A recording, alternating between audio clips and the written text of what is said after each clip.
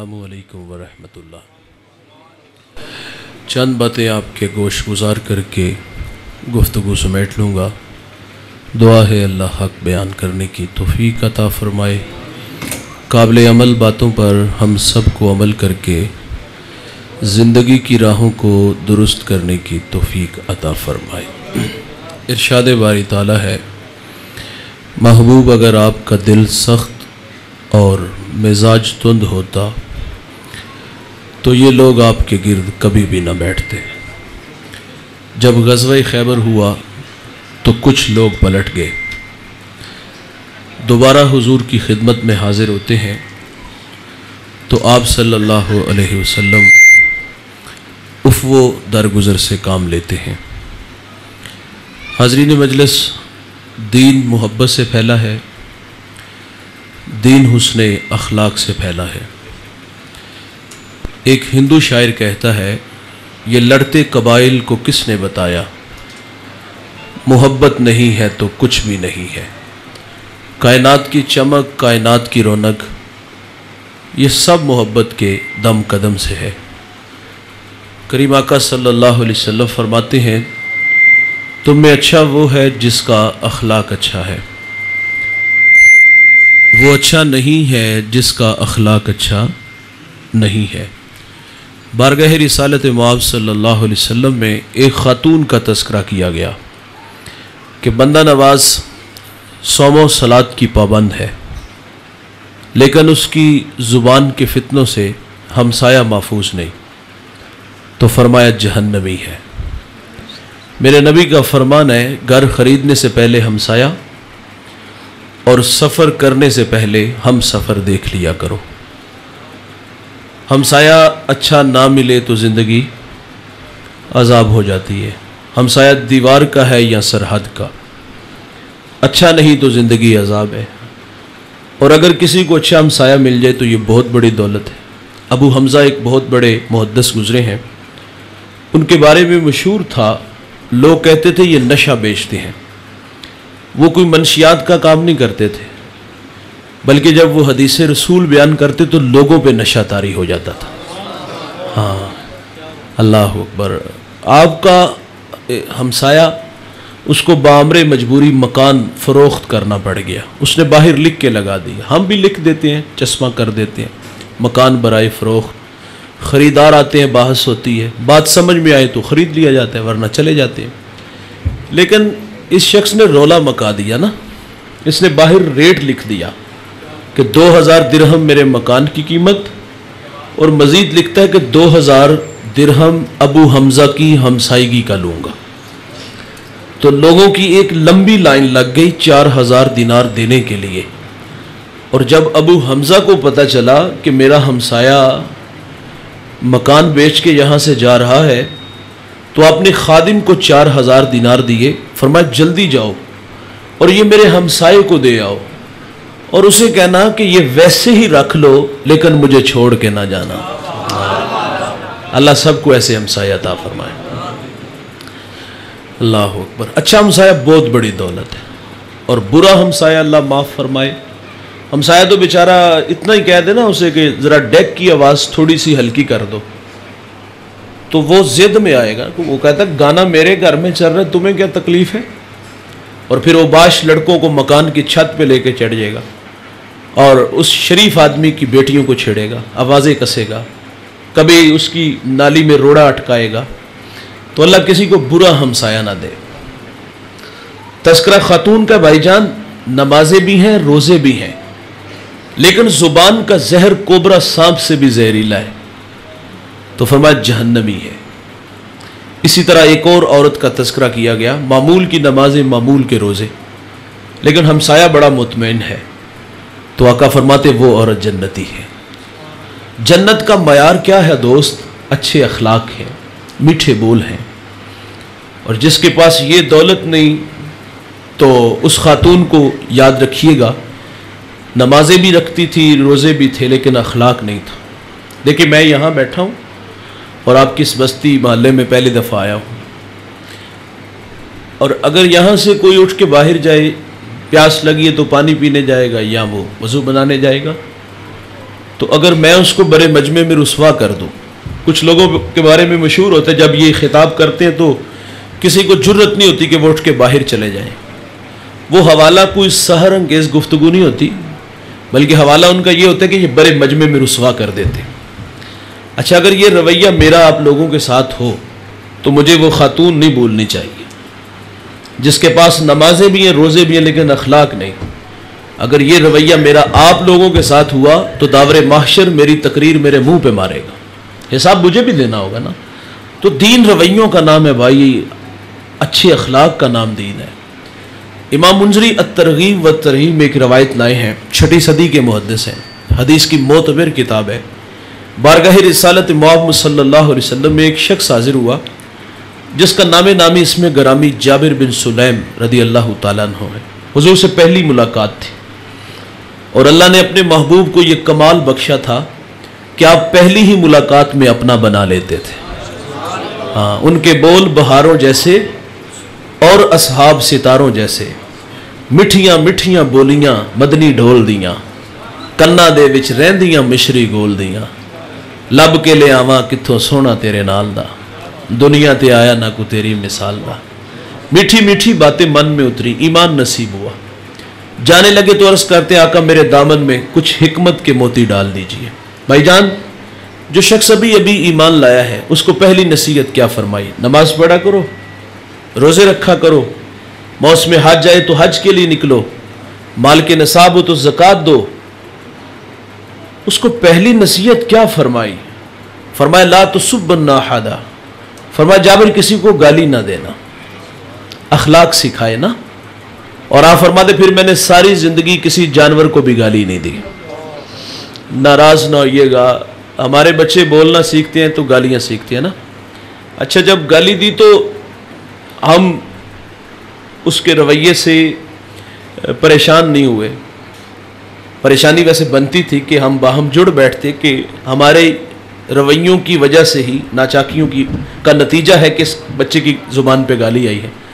تقاضا تھا ہم سنجیدہ ہو جاتے نا اور وعدہ کرتے کہ آج کے بعد ہم گالی نہیں دیں گے، گھر سے گالی کا ماحول ختم کریں گے. لیکن ہم نے حوصلہ افزائی کی. رات جب افراد خانہ جمع ہوتے تو باقاعدہ اس بچے کو چھیڑا جاتا ہے کہ یہ دوبارہ گالی دے. اچھا، گالی نہ دے تو پھر اس سے تقاضا کیا جاتا ہے جو گالی مجھے صبح دی تھی دادا ابو کو سناؤ، اپنے پاپا کو سناؤ. یار یہ کچھ سنانے والی چیز تو ہے نہیں. لیکن ہم نے حوصلہ افزائی کی. اچھا، وہی بچہ جب بڑا ہو کے ہمیں گالی دیتا ہے تو ہم وہ سارا الزام جو ہے وہ اپنی بہو پہ ڈال دیتے ہیں کہ اس نے تعویذ ڈال دی ہے. بھائی جان، وہ تو بیچاری 6 مہینے ہوئے آپ کے گھر میں آئی ہے، 25 سال آپ کے زیر تربیت رہا ہے. گالی کا ماحول تو آپ نے خود فراہم کیا ہے، اس میں اس بیچاری کا کیا قصور؟ بچے تو کوڑا کاغذ ہوتے ہیں نا، جو بھی تحریر لکھو گے 1 منٹ ہے. آپ نے گالی لکھی تو گالی بولے گا نا. اگر گھر کا ماحول قرآن والا ہوتا، ہاں درود والا ہوتا، تسبیح والا ہوتا، حیا والا ہوتا تو گالی نہ آتی. محمد عربی پہ درود پڑھتا، قرآن پڑھتا نا، حدیث پڑھتا. لیکن ماحول آپ نے گالی والا دیا تو نتیجہ دن گالی آئی. جیسا ماحول دیں گے اس کے نتائج سامنے آئیں گے. بختیار کاکی رحمت اللہ علیہ کی والدہ نے مدرسے بھیجا. استاد کہتے بیٹا پڑھ الحمدللہ رب العالمین. ازبر تھا سیقول السفہاء من الناس، ازبر تھا تلک الرسل فضلنا بعضهم علی بعض. 14 پارے سنا دیے. استاد بڑے متاثر ہوئے، بیٹا جہاں سے 14 پڑھے بقیہ 16 بھی وہاں سے پڑھ لیتا، تیرے ہجے اچھے ہیں، منظر خوب ہے. تو عرض کی استاد جی میں نے کسی مدرسے میں کسی استاد سے زانو تلمس طے نہیں کیے. تو فرمایا بیٹا پھر یہ دولت تو نے پائی کہاں سے؟ عرض کیا استاد جی میری والدہ 14 پاروں کی حافظہ ہے، ماں سے سن سن کے حفظ کر لیے ہیں. ماں قرآن پڑھے، بیٹا قاری قرآن پڑھتا ہے. ماں دودھ پلائے سونے محمد پہ درود پڑھے تو بیٹا دشت نینوا کو میدان کربلا بنا دیتا ہے. یہ کردار بھلا ہوتا تو نتائج بھی سامنے آتے نا. وہ کلاس روم میں ٹیچر کہتا نا بچوں بڑے ہو کر کیا بنو گے. ہر بچے نے اپنے اپنے جذبات کا اظہار کیا. کسی نے ڈاکٹر کہا، کسی نے انجینئر کہا. ایک بچہ کہتا استاد جی میں بڑا ہو کر صحابی رسول بنوں گا. یہاں جھٹکا لگا کہ بیٹا صحابی تو وہ ہوتا ہے جس نے حضور کا زمانہ پایا ہو، سر کی آنکھوں سے دیکھا ہو. تو 14 صدیوں کے فاصلے پہ کھڑا ہے. لیکن بات بھلی لگی. کہا بیٹا بتا دل میں شوق کیسے پیدا ہوا؟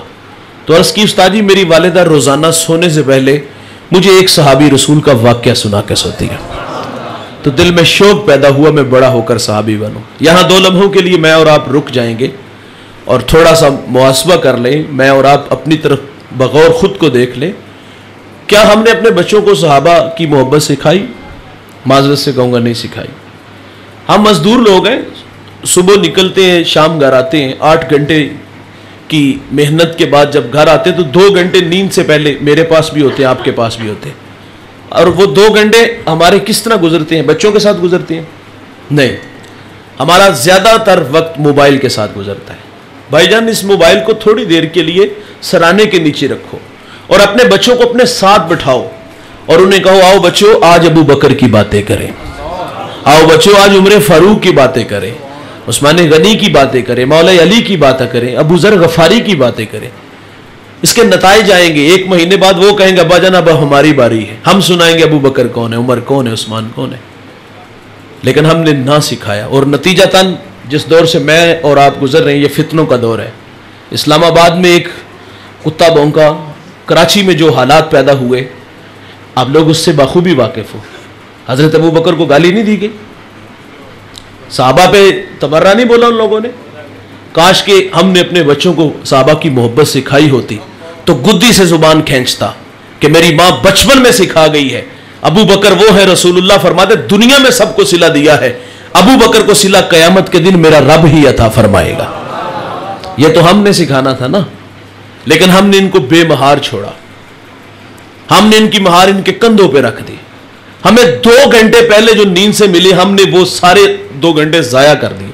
وہ بچے ہمارا تعارف ہے، درخت اپنے پھل کی وجہ سے پہچانا جاتا ہے.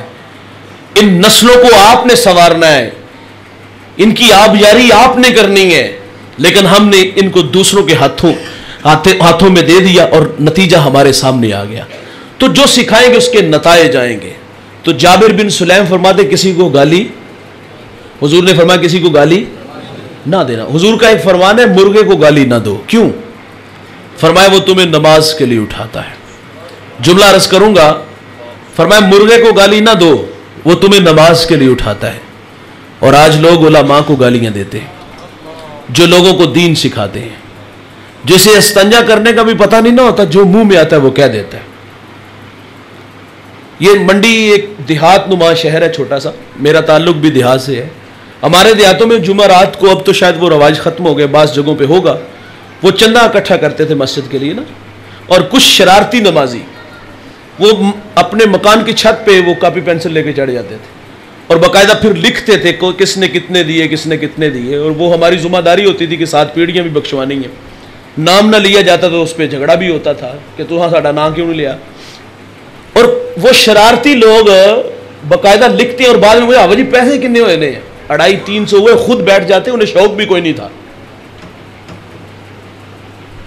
واصف علی واصف کہتے تسلیم کے بعد تحقیق گمراہی ہوتی ہے.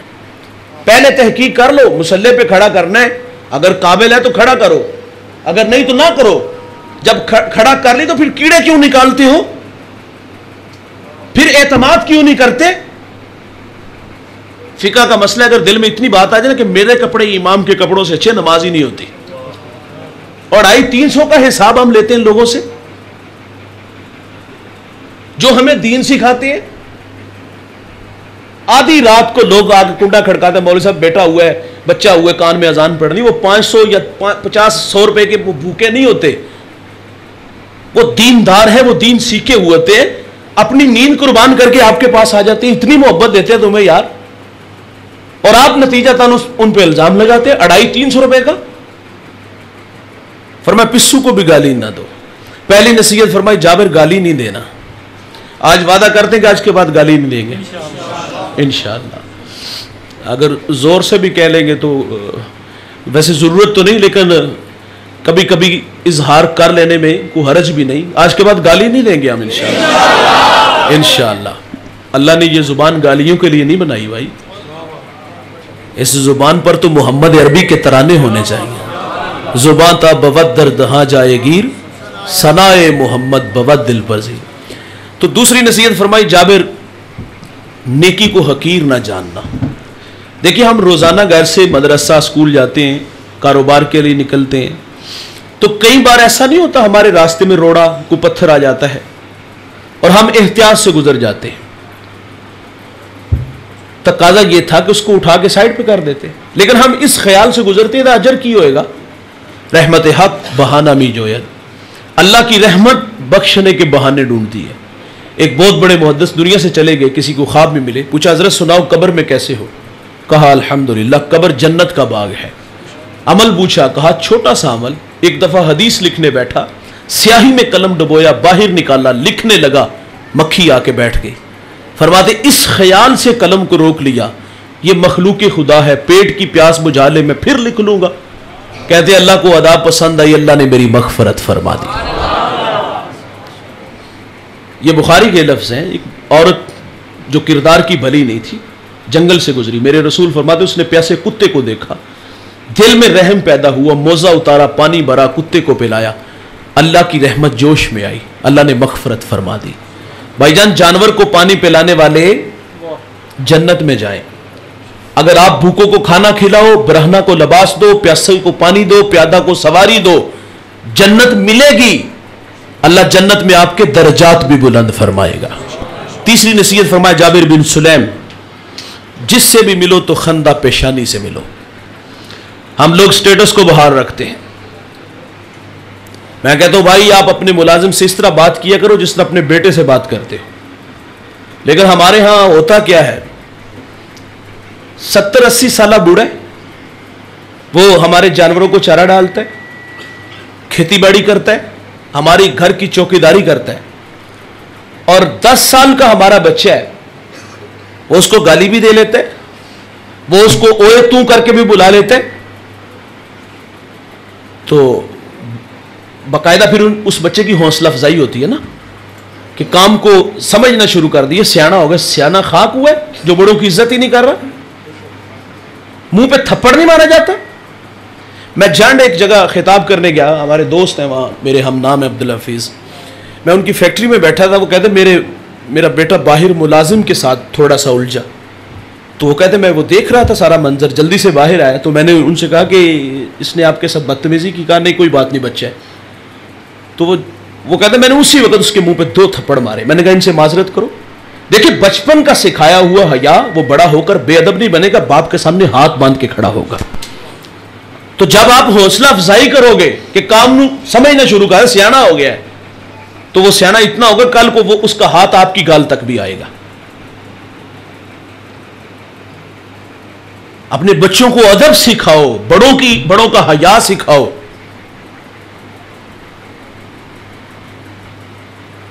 لیکن ہم لوگ سٹیٹس کا خیال رکھتے ہیں. ادنا بہنا ہے تو ادنا نہیں بہنا, ادنا گل کرنی ادنا نہیں کرنا.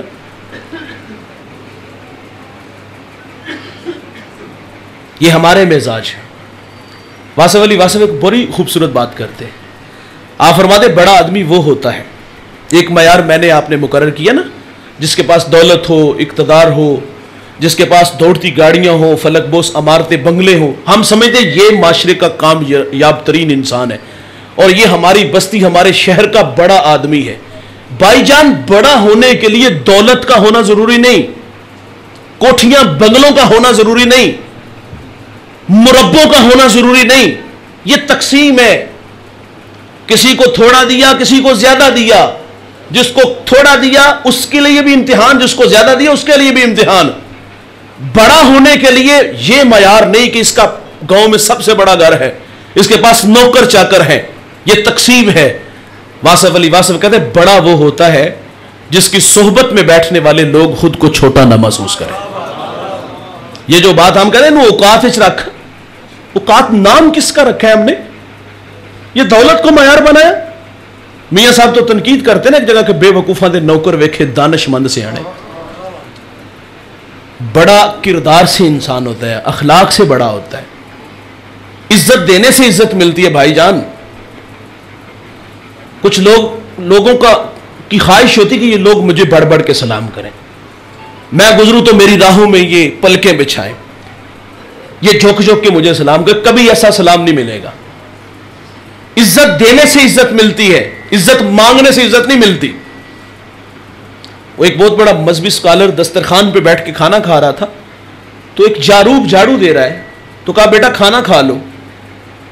وہ ششدر ہوا, لیکن پھر کانوں کا دھوکہ لگا, شاید کہ کسی اور کو کہہ رہے ہوں گے. پھر کہا بیٹا کھانا کھا لو. کہتا حضرت مجھے کہہ رہے ہو؟ کہا ہاں کھانا کھا لو بیٹا. اللہ اکبر. یہ اتنا کہنا تھا کہ اس نے جھاڑو وہاں رکھا.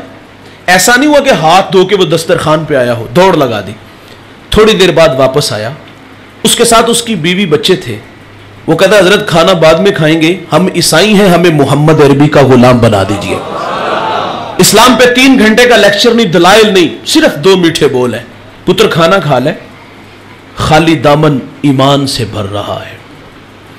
تو جس سے بھی ملو خندہ. ہم کہتے کبھی کبھی ملازم کے ساتھ بیٹھ کے چائے پیا کرو, ہاں کبھی کبھی اس کے ساتھ بیٹھ کے گپ شپ لگایا کرو, کبھی کبھی اس سے مشورہ مانگا کرو. یار ہے میں کام کرنا, تیرا کی مشورہ ہے؟ آپ کا جائے گا کیا یار, خود کو بڑا محسوس کرنے لگ جائے گا, خود کو سیانا محسوس کرنے لگ پائے گا. لیکن یہ انا کے بت جو ہے یہ نہیں ہم توڑتے. جس سے بھی ملو تو خندہ. میرے نبی صلی اللہ علیہ وسلم عیدگاہ کی طرف تشریف لے جا رہے, سرے راہ کھلا میدان آیا, بچے عید کی خوشیوں میں مسرور تھے. ایک جانب کیا دیکھا گیا کہ ایک بچہ ہے, تن پہ پیرہن پھٹا اور آنکھوں میں آنسو تھے. حضور گزرے کے قدم رک گئے, فرمایا بیٹا آپ کیوں رو رہے ہو؟ شاید کہ پہچان نہ سکا. عرض کرتے فلاں غزوے میں میرے والد حضور کے ساتھ تھے, شہید ہو گئے, میں یتیم ہو گیا, ماں بیوہ ہو گئی, ماں نے دوسرا نکاح کر لیا, سوتیلے باپ نے مال پہ قبضہ کیا اور مجھے دھکے دے کے گھر سے نکال دیا. تو میرے نبی فرماتے بیٹا کیا تو اس بات پہ راضی نہیں کہ محمد تیرے باپ لگے, عائشہ تیری ماں لگے, فاطمہ تیری بہن لگے, علی چچا لگے, حسن حسین بھائی لگے. اللہ اکبر. وہ بچہ کہتا اگر یہ رشتے میرے ہیں تو مجھے اور کیا چاہیے. میرے نبی اس بچے کو لے کے گھر آئے, کھانا دیا, لباس دیا, انگلی تھامی اور عیدگاہ کی طرف تشریف لے آئے.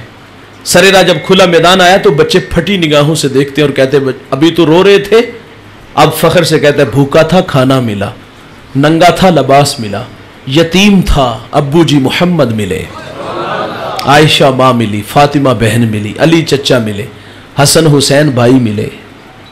وہ کہتا ہے اب بھی میں روں, اس کو دین کہتے ہیں بھائی. امام راضی ایک یتیم کا تذکرہ کرتے ہیں, والد دنیا سے چلا گیا, کسی کو خواب میں ملے, پوچھا والد دنیا سے جب چلا گیا تو اس کی والدہ کے تن پہ جو قمیض تھی وہ جگہ جگہ سے پھٹی ہوئی تھی, اور کہتا ہے ماں اگر اجازت دو تو میں چچا سے آپ کے لیے قمیض لے آؤں. ماں نے کہا تو عرب کی روایت سے واقف نہیں, تجھے قمیض نہیں دھکے ملیں گے. بچہ تھا, تھوڑی سی ضد کر بیٹھا, ماں نے رخصت دے دی. چچا کے دروازے پر آیا, دستک دی, اندر سے چچا کے بیٹے آ گئے, ان سے باتیں کرنے لگا. اچھا اس نے کیا کہا ہوگا کہ چلو باہر کھیلنے, یا کل کا کوئی پروگرام بنانے آیا تھا. وہ کیا کسی مفکر نے کہا تھا کہ غریب کی جوانی جنگل کا پھول اور سردیوں کی چاندنی یوں ہی بیکار جاتی ہے. یار غریب کو تو جوانی میں بال سنوارنے کا بھی موقع نہیں ملتا. وہ تو عید والے دن بھی آلو چھولے لگا کے بیٹھا ہوتا ہے, پاپڑ بیچ رہا ہوتا ہے, غبارے بیچ رہا ہوتا ہے. یہی کہا ہوگا نا کہ تمہاری چچی کے تن پہ قمیض جگہ جگہ سے پھٹی ہے, سوالی بن کے آیا ہوں, ایک قمیض دے دو. یہ باتیں ہو رہی تھی کہ چچا آ گیا. اللہ اکبر. اپنی دہلیز پہ اپنے بھتیجے, اپنے بھائی کے, بچھڑے بھائی کے بیٹے کو دیکھا تو کیا بچھڑا بھائی یاد آیا؟ کیا آنکھیں نمناک ہوئیں؟ کیا دل میں کوئی گداز اترا؟ کیا اس شفقت کے بازو پھیلے؟ نہیں دوست, اس نے عرب کی روایت کو نہیں توڑا. اس نے یتیم کو دھکا دیا اور کہا منحوس پلٹ جا, کہیں تیری نحوست کی وجہ سے میرے بچے یتیم نہ ہو جائیں. آپ گینا دل ٹوٹ گیا, آنکھوں سے آنسو بہ نکلے. میرے نبی فرماتے جب یتیم روتا ہے تو اللہ کا عرش بھی کانپ اٹھتا ہے. دکھتا ہوا دل لے کے واپس پلٹا. سرے راہ حضور کے غلام سے ملاقات ہوئی. کہا بیٹا آپ کیوں رو رہے ہو؟ تو اس نے کہا مجھے عرب کی تلخ ہواؤں نے رلا دیا ہے, چچا نے بڑا مارا ہے, دھکے دے کے نکالا ہے. کہا بیٹا گھبرا نہیں, وہ آ گیا ہے اس دنیا میں جو دکھیوں کے دکھ بانٹتا ہے, جو بے سہاروں کو سہارا دیتا ہے. وہ نبیوں میں رحمت لقب پانے والا, مرادیں غریبوں کی بھر لانے والا, وہ اپنے پراؤں کا غم کھانے والا, مصیبت میں غیروں کے کام آنے والا. کہا میرے نبی حرم میں تشریف فرمائے, جاؤ بیٹا جو مانگوگے عطا کریں گے. یہ گارا آیا. ماں نے کہا تجھے منع کیا تھا نا؟ کہا واقعی ماں یہ بڑا بے رحم معاشرہ ہے، لیکن اس شہر میں اچھے لوگ بھی ہیں. مجھے کسی نے بتایا ہے کہ ایک شخص ایسا جس سے جو مانگے وہ عطا کرتا ہے، وہ سائل کو جھڑکتا نہیں، جھولیاں بھرتا ہے. ماں نے کہا وہ کون ہے؟ تو وہ بچہ کہتا ہے اس کا نام محمد صلی اللہ علیہ وسلم ہے. ماں چونک سی گئی، کہتی نہیں جانے دوں گی. کہا ماں کیوں نہیں جانے دو گی؟ کہا سنا ہے جو اس سے ملتا ہے وہ اپنی باتیں بھول جاتا ہے اور اس کے دین دھرم کو قبول کرتا ہے. اس نے کہا قمیض لینی ہے ماں دے دے گے، ٹھیک نہیں تو آ جاؤں گا. یہ بچہ حضور کی خدمت میں حاضر ہوا. دوست مانگنے کے کچھ آداب ہوتے ہیں نا. سائل آپ کے دروازوں پر بھی آتے، ہمارے دروازوں پر بھی آتے. کیا کچھ نہیں ہمیں کہتے، سیٹھ صاحب، شیخ صاحب، مولانا صاحب، کاروبار کے لیے دعائیں، بچوں کو دعائیں، پھر مٹھی آٹا یا 2 آنے ملتے ہیں. اس بیٹے پہ کچھ تقاضے تھے. یتیمی کا داغ دکھاتا، اپنوں کے رویے بتاتا، پھر سرے راہ ملنے والے آپ کے غلام کی بات کہتا کہ میں نے آپ کے بارے میں سنا ہے بڑے رحیم ہو، بڑے کریم ہو، جو مانگو عطا کرتے ہو. یار اتنا تو اس کا حق بنتا تھا، لیکن اس نے کوئی ایسی بات نہیں کی، بلکہ آگے کہتا ہے جناب والا میں نے آپ کے دین کو قبول نہیں کرنا، میں آپ سے ایک قمیض لینے آیا ہوں، میری ماں کے تن پہ قمیض جگہ جگہ سے پھٹی ہے. حضور ناراض نہیں ہوتے، قمیض کے بٹن کھولتے ہیں، اتارتے ہیں، یتیم کو عطا فرما دیتے ہیں، اور پھر یوں بازو پھیلا کے فرمایا آجو بیٹا میں محمد کے سینے سے لگ جاؤں. بتائیے گا جو سینہ رسول اللہ کے سینے سے لگا ہوگا وہاں کفر ٹھہرا ہوگا؟ تو فرمایا جس سے بھی ملو تو خندہ پہ. یقین جانے آپ جتنے لوگ بیٹھے ہوئے ہیں آج ایک وعدہ کر لیں کہ ہم جس سے بھی ملیں گے مسکرا کے ملیں گے. یہ بعض لوگوں میں دل بھری بڑی ہوتی ہے اور بعض لوگوں میں دل بھری نہیں ہوتی. وہ بت بنے ہوتے ہیں، کسی کو علم کا بخار ہوتا ہے، کسی کو پیسے کا بخار ہوتا ہے، کسی کو ہوتا ہے کہ میں بہت بڑا آدمی ہوں. اور یار یہ سب چھوڑو، ہم سب حضور کی امت ہیں. میرے رسول تو لوگوں میں گھل مل کے رہتے تھے. آج وعدہ کرو کہ جس سے ملیں گے مسکرا کے ملیں گے. آپ کو ایسا لگے گا پورا منڈی بہاول دین ہی مسکرا رہا ہے. انشاءاللہ ہم یہ رویے اپنے ضرور رکھیں گے. تو ایک نصیحت یہ بھی فرمائی جابر بن سلیم، کسی کو شرمندہ نہ کرنا. اور ہم لوگ قدم قدم پہ کرتے ہیں، موقع ملے تو ہم جانے نہیں دیتے. میں اپنے گاؤں میں تھا اور اپنے گلی کی نکر پہ پہنچا تو وہاں ایک جھگڑا سا محسوس ہوا تو میں رک گیا. تو ایک شخص، اس کی آواز آسمان کو چھو رہی تھی اور ایک شخص پاس کھڑا شرمندہ ہو کے مسکرا رہا تھا. میں بھی رک گیا. میں نے کہا ہوا کیا ہے جناب؟ تو اس نے کہا کہ اس نے قرض دینا ہے تو آج ہتھے چڑھ گیا ہے، تو اس لیے اسے موقع ملا ہے تو وہ رسوا کے. کچھ لوگوں کی عادت بھی ہوتی ہے وہ لے لیتے تو واپس نہیں کرتے، یہ بری بات ہے. اور باقی جس نے لینے ہو تو میں سمجھتا ہوں تھوڑا سا وہ اخلاقی تقاضوں کا بھی لحاظ رکھنا چاہیے. خیر وہ نہ رکھ سکے تو میں نے کہا پیسے لینے کتنے ہیں؟ میرا خیال تھا رقم بہت بڑی ہوگی. ظاہر ہے ضروریات منہ کھلے کھڑی ہے تو ضرورت ہو تو پھر بندہ باز کا جذباتی بھی ہو جاتا. میں نے کہا پیسے لینے کتنے؟ وہ کہا 150 روپیہ. کیا حیثیت ہے یار 150 کی؟ بڑے مجمع میں ایک 150 روپے کے پیچھے اللہ کے بندے کو ذلیل کر دینا، یہ کوئی اچھی بات ہے؟ میرے رسول تعلیم دیتے شرمندہ نہ یار کرنا کسی کو. اچھا یہ رویے ہم اپنی مسجد میں بھی دیکھ سکتے ہیں. دیکھو انسان کی فطرت میں بھول جانا ہے نا، گناہ ہو ہی جاتا ہے. بندہ گناہ چھوڑ کے مسجد میں آئے نا تو اللہ راضی ہو جاتا ہے کہ آیا تو میری چوکھٹ پہ ہے نا، سجدہ تو مجھے ہی کرنے آیا نا. ایک بندہ مسجد میں آ جائے تو ہمارے نمازیوں کو چاہیے کیا تھا کہ اللہ کا شکر، اس کا ماضی دیکھا نا، کیونکہ ماضی کی تلخیاں بندے کو تڑپا دیتی. اچھا گناہ گار کے لیے ایک امتحان نہیں، 2 ہوتے ہیں. ایک ماضی کی تلخیاں، ایک تو کوئی پرانا یار مل جائے نا سر راہ، وہ کسی کو تبلیغ کر رہا ہو تو وہ اس کی تبلیغ کو غیر مؤثر کرتا ہے. وہ بھول گیا رہتا جی تو کٹھے بیٹھ کے شراب پیندے سر، بھول کے جب ہم فلاں چوک میں کھڑے ہو کر آتی جاتی شریف زادیوں کو تنگ کرتے تھے، آج حاجی ثناء اللہ بن گیا تو وہ بیچارہ وہاں سے رسوا ہو کے آتا ہے. دوستوں نے ذلیل کیا اور مسجد میں اس خیال سے آیا کہ چلو وہاں لوگ معقول ہوں گے نا، دیندار ہیں، زبانیں شائستہ ہوں گی، میں جاؤں گا تو مجھے عزت کی جگہ پہ کھڑا کریں گے، میری تکریم ہوگی. ذلیل وہ دوستوں نے بھی کیا تو ذلیل مسجد کے نمازیوں نے بھی کیا. جو ہی مسجد میں آیا تو ہم نے کہا لو سو چوہے کھا کے بلی حج نو چلی. کدھر تینوں مسجد را کنے وہایا؟ کیا یہ ساری باتیں ہم نہیں کرتے؟ چور چوری چھوڑ دیتا ہے، ہیرا پھیری نہیں چھوڑتا، جوتے چرانے آئے ہو؟ ہمیں خوش ہونا چاہیے تھا یار اس کی پیشانی میں سجدوں کا نور آیا ہے، اس کی آنکھوں میں حیا پہ پہرے آئے ہیں، کانوں میں قرآن کے نغمے آئے ہیں، لبوں پر سونے محمد کے ترانے آئے ہیں. لیکن ہم نے بھی ذلیل کیا. یہ مسجد کا ماحول ہے، یہ چوک چوباروں کا ماحول ہے، ہم قدم قدم پہ ذلیل کرتے ہیں. اور آپ اگر گھروں کا ماحول دیکھیں تو وہ اس سے بھی تلخ ہے.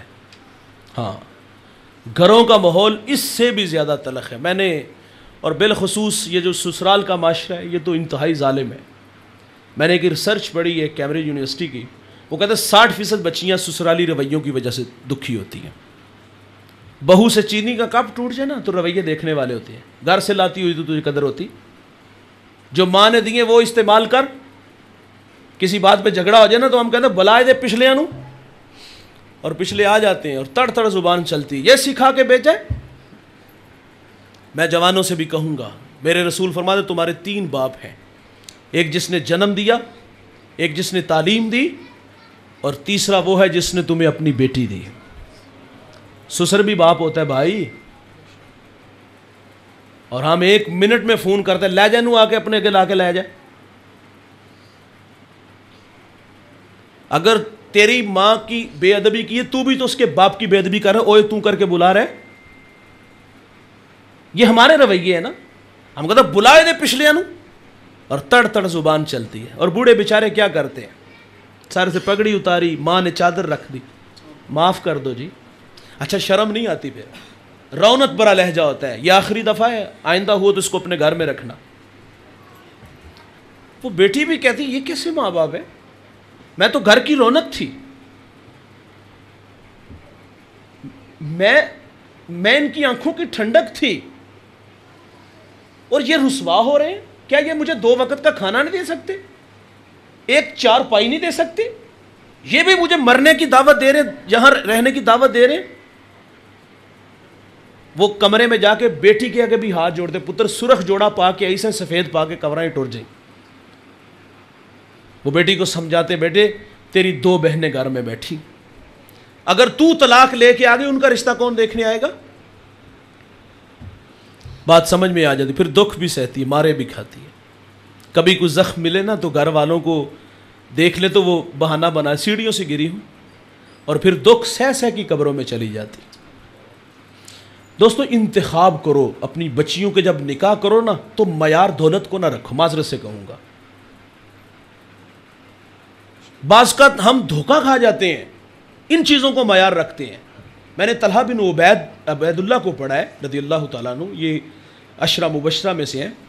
آپ کی جو زوجہ تھی، آپ فرماتی کہ میرے خاوند میں 6 خوبیاں ہیں جس وجہ سے میں نے ان سے نکاح کیا ہے، اور آپ بھی اپنی بیٹی کے لیے اس قبیل کا کوئی جوان دیکھا کریں، باقی قسمت بیٹی کی. آپ فرماتی ان میں 6 خوبیاں ہیں. پہلی خوبی یہ ہے جب یہ گھر آتے ہیں تو مسکراتے ہوئے آتے ہیں. یہ اچھے خاوند کی نشانی ہے.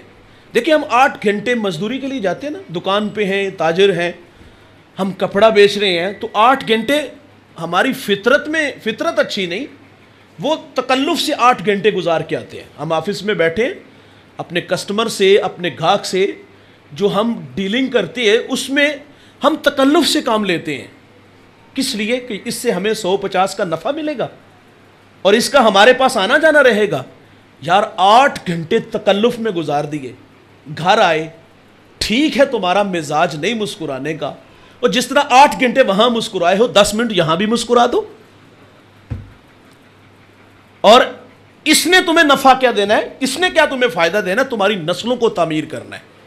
تمہارے گھر کی نوکری کر رہی، چوکیداری کر رہی ہے، تمہاری بہنوں کو عزت دے رہی ہے، تمہاری بہنوں کی خدمت کر رہی ہے، تمہارے بچوں کی خدمت کر رہی ہے.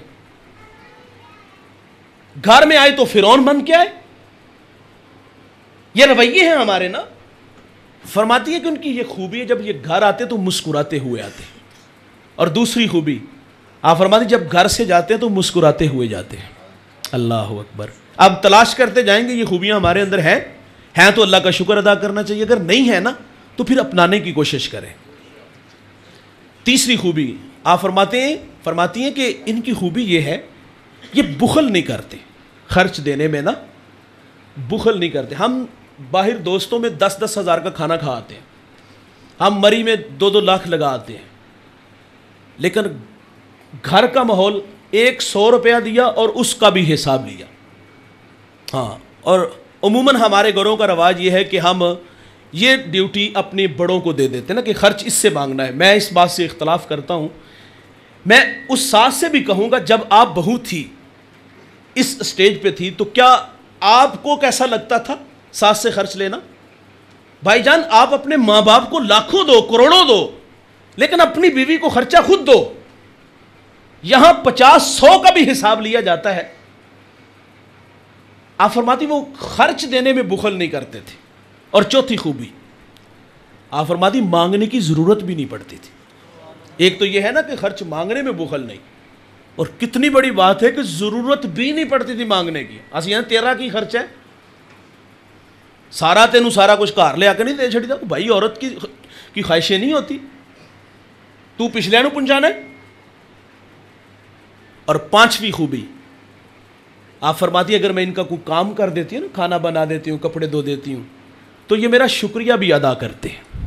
اللہ اکبر، یہ شکریہ بھی ادا کرتے ہیں۔ ہم کرتے ہیں معذرت سے، ہمارا مزاج ہی نہیں ہے۔ وہ ایک پیر صاحب تھے، کسی مرید کے گھر میں گئے، کھانا اچھا تھا، کہا اپنی بیوی کو ذرا پردے میں بلاؤ، کہا بیٹا آپ نے کھانا بڑا اچھا بنایا۔ وہ رونے لگی، کہا پتر میں کی کیا کروں؟ وہ کہتی رونا اس بات پہ آ کہ اس شخص کے نکاح میں 30 سال ہو گئے، اس نے کبھی نہیں کہا۔ یہ انسانی فطرت ہے نا، وہ حوصلہ افزائی کا محتاج ہوتا ہے۔ وہ کبھی کبھی کہہ دیا کرو یار آپ نے کھانا ہی بڑا اچھا بنایا۔ اللہ کے رسول صلی اللہ علیہ وسلم گھر آتے ہیں، سیدہ حضرت انس فرماتے ہیں حضور نے فرمایا کہ گھر میں کچھ ہے، تو عرض کی کہ روٹی ہے، سالن نہیں ہے، ساتھ سرکہ ہے۔ حضور فرماتے سرکہ ہی لے آؤ۔ میرے نبی سرکے سے کھانا کھاتے ہیں اور ساتھ کیا فرماتے ہیں؟ واہ واہ، سرکہ تو بڑا ہی اچھا سالن ہوتا ہے۔ یہ حوصلہ افزائی ہے نا۔ اور ہماری خاتون 3 گھنٹے لگا کے کھانا بناتی ہے، ہم خود اے سی والے کمرے میں ہوتے ہیں، کچن میں اے سی بھی نہیں لگا، وہاں گرمی میں کھڑے ہو کر 3 گھنٹے کی محنت سے، محبت سے، عقیدت سے بنایا۔ کبھی کبھی یار کھانے میں کوئی نمک مرچ کا مسئلہ بن ہی جاتا ہے، دسترخوان پہ بھی لگاتی بھی ہے، خود پیش بھی کرتی ہے۔ اگر کھانے میں کوئی نمک مرچ کی زیادتی ہو جائے تو رویہ دیکھنے والے ہوتے، نہ کھاؤ یار اگر پسند نہیں ہے۔ ہم کیا کرتے؟ برتن اٹھا کے دیوار سے مارتے ہیں۔ تیری ماں نے تینوں کھان پکان دی جانچ نہیں دسی؟ اس کی ماں نے اگر کھانا بنانا نہیں سکھایا تو آپ کو کسی نے بولنا بھی نہیں سکھایا؟ اور میرے رسول سرکہ کھا کے کہتے فرمایا سرکہ تو بڑا ہی اچھا سالن ہوتا ہے۔ انسانی فطرت ہے وہ حوصلہ افزائی کا محتاج۔ اور کبھی کبھی 500,000 یار ویسے انعام ہی دے دیا کرو، کون سا اس نے کھا لینا ہوتا ہے، آپ کے بچوں بھی لگا دیتی ہے۔ اور چھٹی خوبی اور بہت بڑی خوبی آپ فرماتے ہیں ان کی ایک خوبی یہ بھی ہے کہ اگر کوئی خطا ہو جائے نا، غلطی ہو جائے تو فرماتی بہت جلد معاف کر دیتے ہیں۔ اور ہم کیا کہتے ہیں انہوں 6 مہینے لوا یہ عقل ٹکانے آئے، اے پائی دے دروازے جا کے بہ گی تینوں سمجھ لگے گی زندگی کی ہوتی ہے۔ یہ رویے ہیں ہمارے۔ اگر یہ 6 مہینے کوئی ہماری بہن بیٹی کو لگوائے ہمیں کیسا لگے گا؟ ماں باپ کے لیے بیٹیاں بوجھ نہیں ہوتی، لیکن جب نکاح ہو جائے نا تو پھر بعد میں مسائل بھی بڑے کھڑے ہو جاتے ہیں۔ اور ہمارے جوان بھی کہتے تو میری وجہ تو رہ رہی ہیں، ورنہ گھر والے تو کہتے اس کو فارغ کرو، تیرے لیے لڑکیوں کی کوئی کمی نہیں، گڈی گڈے کا کھیل ہے، ٹیشو ہے جسے یوز کیا اور پھینک دیا۔ یہ جوانوں ہمارے رویے ہیں، چھوٹی سی غلطی پہ اتنا بڑا جھگڑا، اتنا بڑا طوفان کھڑا کر دے۔ ایک طرف اکیلی، ایک طرف سارا خاندان ہوتا ہے، بولا ہوئے دے پچھلے نو تڑ تڑ زبان چلتی، ذلیل ہوتی ہے۔ اچھا کچھ بیٹیاں ایسی ہوتی جن کے ہاں اولاد نہیں ہوتی۔ اولاد کون دیتا ہے دوست؟ اللہ ہی دیتا ہے نا، اس میں اس کا کوئی قصور ہے؟ اولاد نہ ہو تو پھر بھی نہیں جینے دیتے، اگر اولاد ہو تو صرف بیٹیاں ہو تو پھر بھی نہیں جینے دیتے۔ مجھے اللہ نے بیٹی دی، ہم ہاسپٹل میں تھے، 7 والے کمرے میں قیامت بپا تھی، رونے کی آواز آ رہی تھی۔ میں نے اپنی ماں سے کہا کہ دیکھیں اللہ خیر کرے، ماں کو کچھ ہوا یا بچہ چل بسا؟ تو انہوں نے واپس آ کے بتایا جی 4تھی بیٹی ہوئی ہے، ہم تو ایک انگلی بھی نہیں بنا سکتے بھائی۔ क्यों तकदीर से उलझते हो? बेटियां हो तो नहीं जीने देते, ना हो तो फिर नहीं जीने देते। अच्छा, कुछ बेटियां दुखी होती हैं और उनके लिए आजमाइशें कुछ और भी होती हैं, उनके लिए ताने बड़े होते हैं। यहाँ मैं आपकी तवज्जो चाहूँगा, कुछ बेटियां ऐसी होती जिनके भाई शराबी होते हैं, कुछ बेटियां बहनें ऐसी होती जिनके भाई शराबी होते हैं, कुछ बेटियां ऐसी जिनके बाप शराबी होते हैं। दुख तो सहती हैं लेकिन साथ ताने भी सहती हैं। शराबी की बेटी और शराबी की बहन कहलाती है। मैं इस बड़े मजमे में हाथ जोड़ूंगा, खुदा ना करे, खुदा ना करे, खुदा ना करे, इस मजमे में कोई ऐसा हो तो अपनी बेटियों के हाल पे रहम करो, अपनी बहनों के हाल पे रहम। वो तो बेचारी पहले ही बड़ी दुखी हैं, लेकिन हमारे रवैयों की वजह से वो फिर जलील होती हैं। फरमा किसी को शर्मिंदा ना करना। हातम असम एक बुजुर्ग गुजरे हैं, असम बहरे को कहते हैं। वो बहरे थे नहीं लेकिन इस नाम से शोहरत उन्होंने बड़ी पाई। वजह क्या थी? उनकी मजलिस में एक बुढ़िया आके बैठ गई, उसकी हवा खारिज हो गई, महफिल के आदाब का लिहाज ना रख सकी। अच्छा, उसकी जब बारी आई तो आप फरमा दे, माँ जी कैसे आए हैं आप? तो कहा हज़रत मेरा ये मसला है। आप कान पे हाथ रखते हैं, फरमाया थोड़ा सा ऊंचा बोलो। कहती हज़रत मेरा ये मसला है, आप कान पे फिर आते, फरमाया और ऊंचा बोलो। वो बुढ़िया जी ही जी में खुश हो गई, ये तो कानों से बहरे हैं। आपने उसको मजलिस में रुसवा होने नहीं दिया। अच्छा, यही नहीं कि मजलिस में नहीं रुसवा होने दिया, वो बुढ़िया जब तक जिंदा रही आप आर्जी तौर पर कानों से बहरे रहे, फ़कत इसलिए कि इस माँ को जब भी ये पता चलेगा कि मैंने इसकी दिलजोई के लिए ऐसा किया था तो ये फिर शर्मिंदा होगी। और हमारा हाल क्या है? बारिश बरसे ना, कीचड़ जमा हो जाता है गलियों में, बड़े भी एहतियात से गुजरे तो बाज़ औक़ात पाँव फिसल जाते हैं। ये मंजर आपने देखा होगा, जब कोई गिरता है तो वो पहले दाएं बाएं देखता है कि मुझे किसी ने देखा तो नहीं। वो बाद में मुलाहजा करता है चोट सर पे लगी है या पाँव टूटा है, और जो देख रहे होते हैं वो गिरते को सहारा तो देते नहीं, बल्कि दूर से जो आवाज़ आती है उठ पर तेन किसी भी नहीं देखा। हम शर्मिंदा करते हैं भाई, और कदम कदम पे जलील करने वाले लोग हैं। मेरे नबी की इक्तदा में सहाबा नमाज के लिए खड़े, एक सहाबी की हवा खारिज हो गई, उठने लगे कि मैं बाहर जाऊँ वज़ू बना लूँ। अभी उठना ही चाह रहे थे, हज़रत अब्दुल्लाह इब्न अब्बास रज़ियल्लाहु ताला अन्हु अर्ज़ करते, आका अगर इजाज़त हो तो हम सब जाके वज़ू बनाएं। यार अब क्या खबर कि किसकी हवा खारिज हुई, शर्मिंदा ही नहीं होने दिया। असी ने एक बार 60 थले आए सही तो हम जलील करके रखते ने। फरमाया किसी को शर्मिंदा ना करो। माफ़ करने का मिजाज भाईजान हम अपने अंदर अपनाएं। अल्लाह को वो लोग बड़े पसंद हैं, मेरे रसूल को पसंद है, जो किसी को शर्मिंदा नहीं करते। कायनात के मोतबर इज़्ज़त के लायक वो हैं जिनके अच्छे अखलाक हैं। अल्लाह से दुआ करे अल्लाह हमें अच्छे अखलाक अता फ़रमाए। जो कहा सुना, अल्लाह ताला हम सब को अमल के जज्बों से माला माल फरमाए। व आखिर दावाना दुरूशी बढ़िया सल्लल्लाहु अलैहि या रसूल अल्लाह।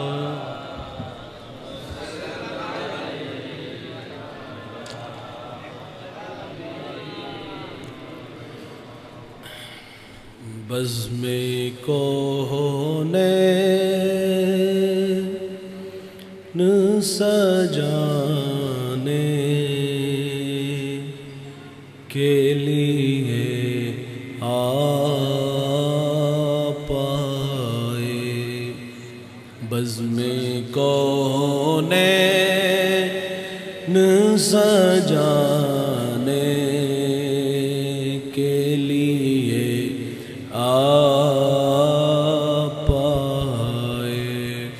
बज़्मे को होने न सजाने के लिए आ पाए, बज़्मे को होने न सजाने के लिए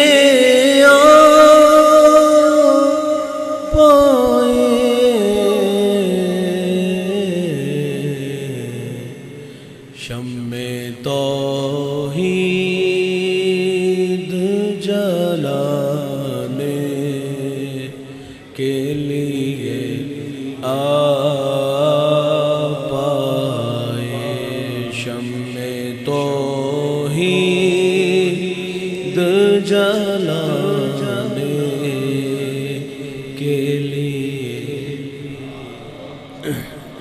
اور ایک پیغام جو ہر دل میں اجالا کر دے، ایک پیغام جو ہر دل میں اجالا کر دے۔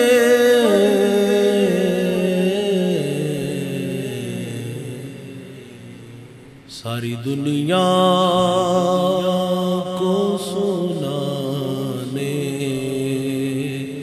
کے لیے آپ آئے، ساری دنیا کو سنانے کے لیے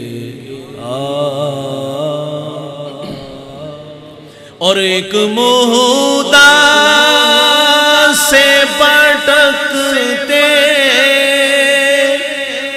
ہوئے منزل کی طرح، ایک مہدہ سے بھٹکتے ہوئے منزل کی طرح،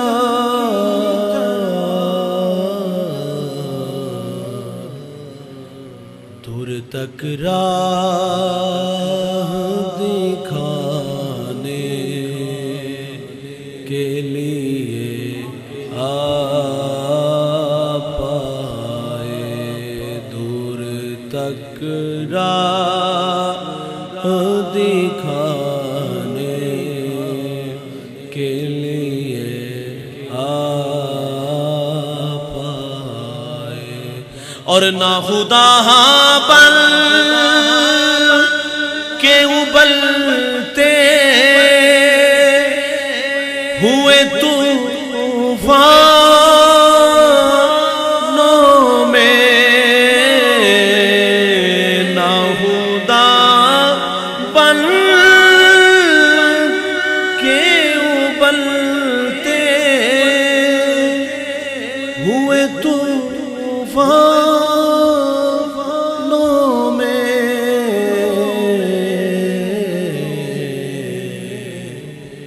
کشتیاں پار لگانے کے لیے